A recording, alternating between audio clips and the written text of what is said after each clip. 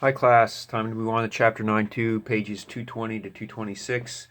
And again, I want to encourage you to keep pressing on, keep doing your work, finish this year well.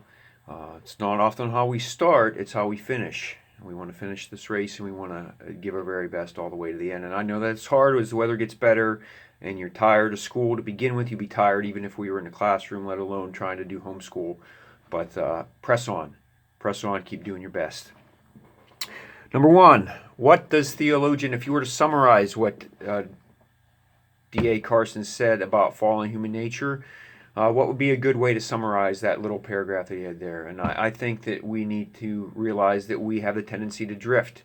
We have a tendency to slide, and it's almost like gravity pulling us down. We go from good, we go from order to disorder. That's a scientific law. I'm pretty sure you have to check with Mr. Brown, but we tend to go from things that are good and we start to slide into decay.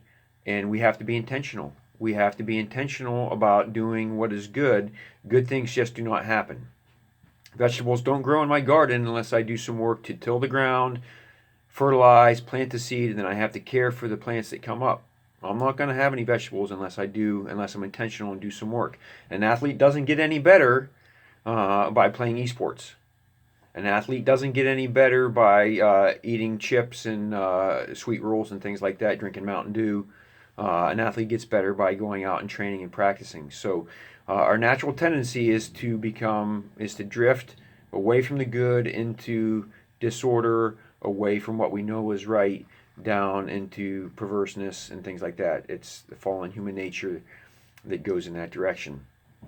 What does sentience mean? Sentience means the ability to feel and experience sensations. So dogs and cats, they are sentient beings. They can feel pain, and they know enough after they've been trained that they've been shocked on the electric fence long enough that, or when they cross, when they get a swat on their behind from their master and training them, then they know that they should avoid those behaviors. So those creatures are sentient, like we are, but that doesn't mean that they have the same rights or values that we do, because we're human beings. We're made in God's image. If there is no transcendent moral truth, what happens to the concept of human rights? If there is nothing above saying that we are humans and that we are valuable and that we have rights, then human rights simply become, and they're dependent upon the whims of powerful people and what their opinions are. If we cannot look and say that you're valuable just because you're a human being, then those rights that we hold so dear, who's to say that some dictator won't come along and say, I don't feel that way today, so you're not going to be able to do that anymore. So if we don't recognize that there are God-given, inalienable sort of rights that we have simply because we're humans, then it's just up for the people in power to decide whether we can have those rights or not, solely on their feelings and solely on their whims. What is the intrinsic view of personhood? It is that we are valuable because we are made in God's image, that we are valuable simply because we are human beings, that we are human. That is the intrinsic view of personhood, that we have value simply because we are, simply because we're human, not because we're useful, not because we can do something that somebody recognizes as useful and productive, simply because we are. So, the baby who is born with Down syndrome has just as much value as somebody who's born healthy. Somebody who's crippled in a work accident and can't go to work anymore, do physical work anymore, that person is still valuable because they're human and they're made in God's image. What has digital technology led to for many people? Digital technology is a wonderful tool as long as it remains a tool.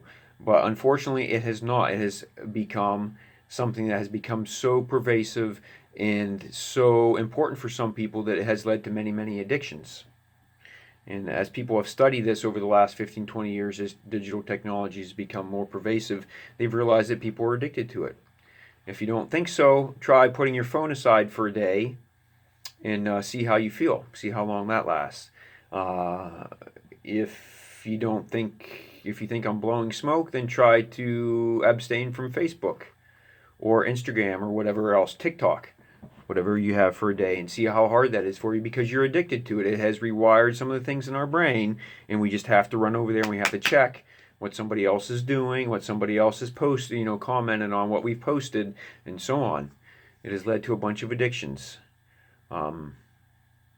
So in many ways, just like anything else that's a tool, anything else that can be used for good, it can also be an addictive thing. It can also lead to some negative things as well. So it has led to many addictions. We have to get back to learning how to control it and using it as a tool rather than allowing it to control us. If you have any questions or comments, let me know. You can text me, you can call me, you can email me. Those are the best ways to get a hold of me. Until we meet again, hang in there, keep pressing on.